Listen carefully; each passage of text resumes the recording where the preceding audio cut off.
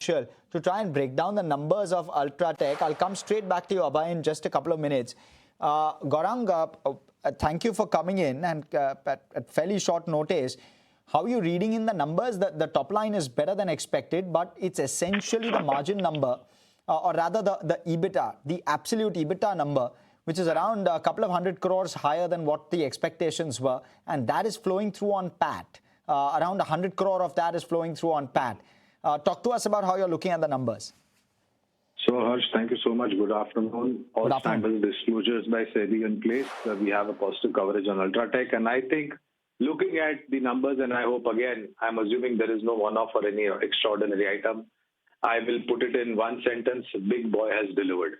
And my sense, Harsh, is that the consumption of cement over a longer period of time is looking quite robust with the kind of infrastructure creation at center, at state level, and more importantly, Harsh, the change in the real estate sector that we are witnessing. So, and of course, I believe I read a statement, if I'm read it right, I think operating efficiencies have been put in place, and that is one of the reasons why the operating profit has given the kind of number that it has given. So EBITDA per ton is also improved, and I think overall numbers look quite strong. Sustain, Gaurang, is that something of a hint that you're getting based on the reading that of the numbers? Of course, we'll have to wait and watch for management commentary, but can it sustain this tricky Q2 of sorts? I think the negative part or the negative environment in terms of overhang is in the rearview mirror. I am assuming it is such. You don't know, with geopolitics and the kind of impact that it has on world economy, including our markets. One thing that I look forward is that whatever destruction has happened in the Middle East, Harsh, given the kind of cost effectiveness that Indian cement manufacturing companies have, I'm just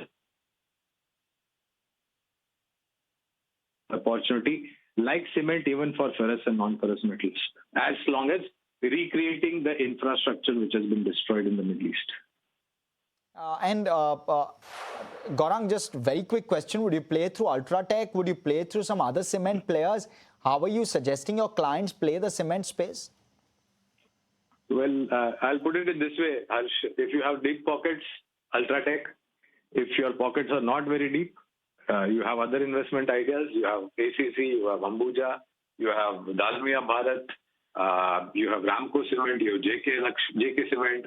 There are a lot of preferences. Yeah, but UltraTech happens of the sector. All right. Gaurang, thank you so much for coming in, giving us that perspective. 1,100 rupees a ton is what the EBITDA per ton number has come in at, which is in line with the FY26 full year numbers for UltraTech. Of course, we'll give you a bigger breakdown of how the numbers shape up as they come through